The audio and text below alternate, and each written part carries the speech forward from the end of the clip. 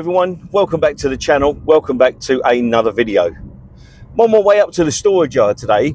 We've got to take the Swift Challenger 580 back to Sussex Caravan and Motorhome Centre to iron out a few little faults that we've got.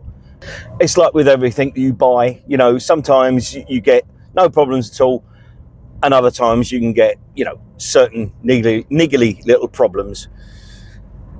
So they're fully aware of the problems, and first of all, what I'm going to do is I'm going to pick the caravan up from the storage yard. I'm going to bring it home because obviously there's stuff on the floor and they don't want to be clambering over our stuff.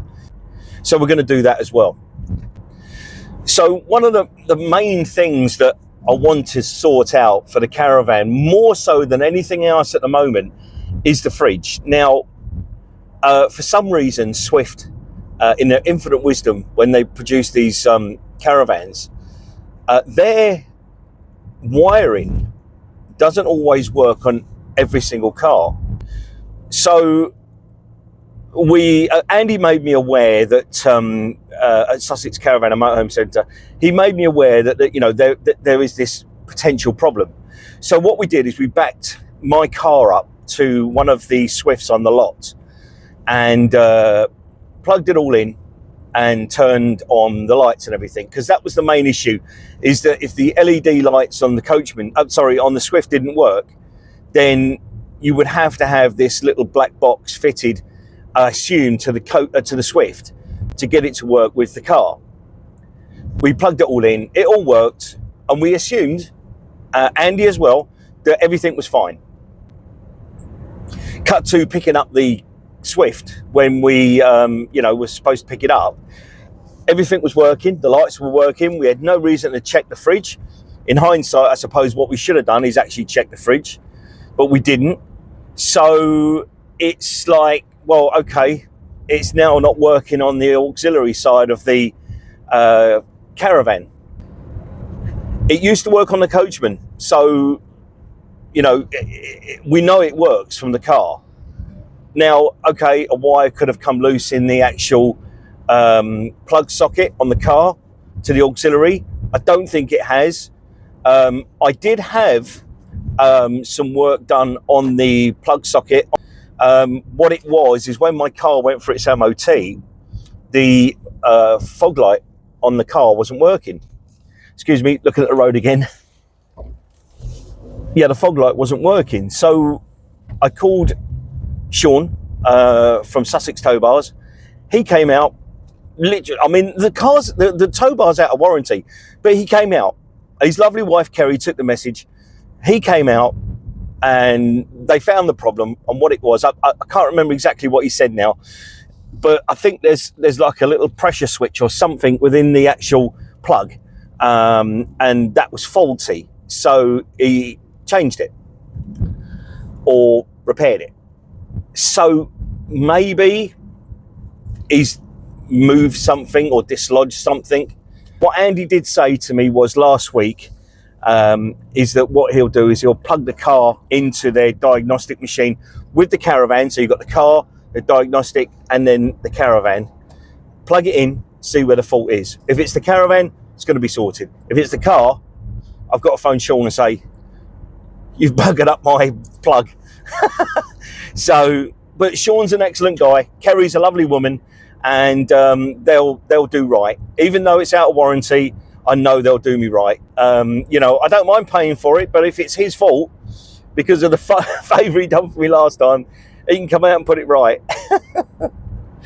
Anyway, it's yeah, I'm laughing about it because, you know, at the end of the day, last week I did get really upset because then you got to start grinding your teeth, and if anyone looks at my teeth, I do grind my teeth.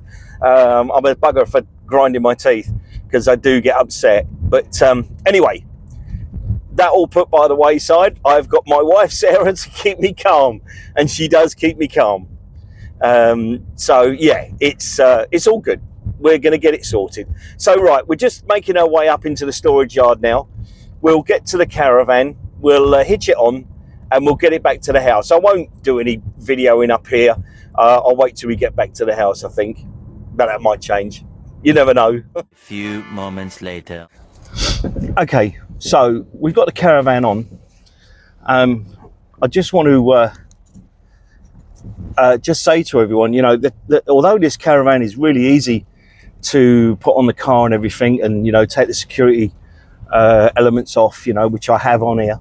So yes, so as I was saying, yes, I left our motor mover connected to the wheels as another added precaution, but I nearly forgot to take it off.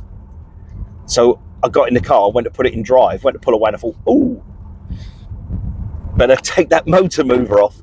If I hadn't remembered and tried to power forward, thinking that there was something under the wheel and just completely disregarding the fact that the motor mover was still on, I could have done untold amount of damage.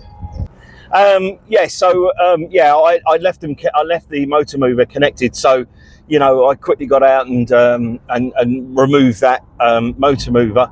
On this particular Swift, this one is a manual motor mover, so you physically have to get the bar to retract the motor mover from the wheels. That's a big word this time of the morning. Wheels. Oh dear, my jokes get worse, but my kids love them. So we'll see you in a bit. Who says that? The next day. Oh, hello everyone. Hope you can hear me because I've got a different microphone on.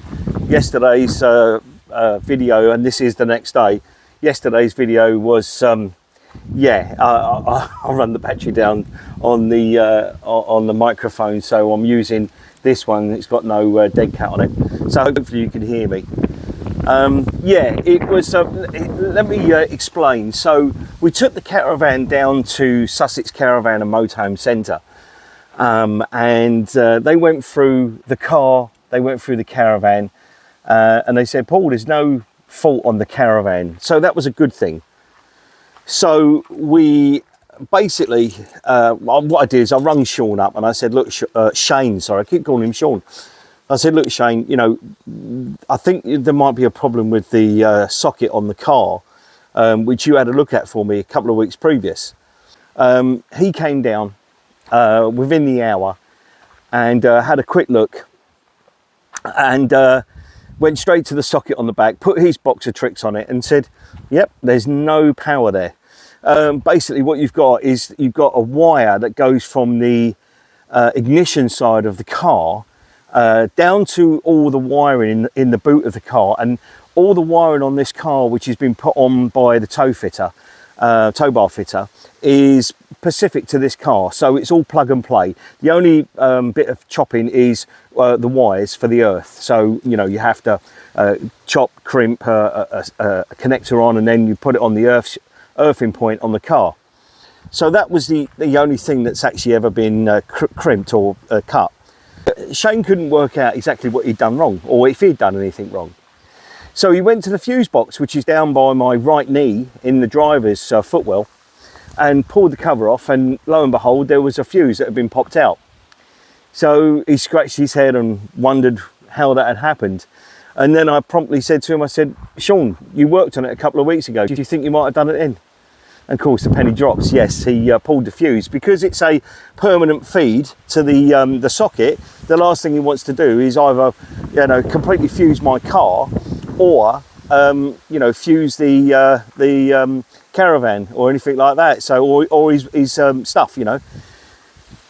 So in his haste of putting it all back together, forgot to put that fuse back in. So yeah, so he popped the fuse back in, bang, straight away it started charging. So yeah, it's all good. It's all anyway. We're going to leave it there. I think hopefully this last part of this video has come out okay. You know, and I really don't want to do it again.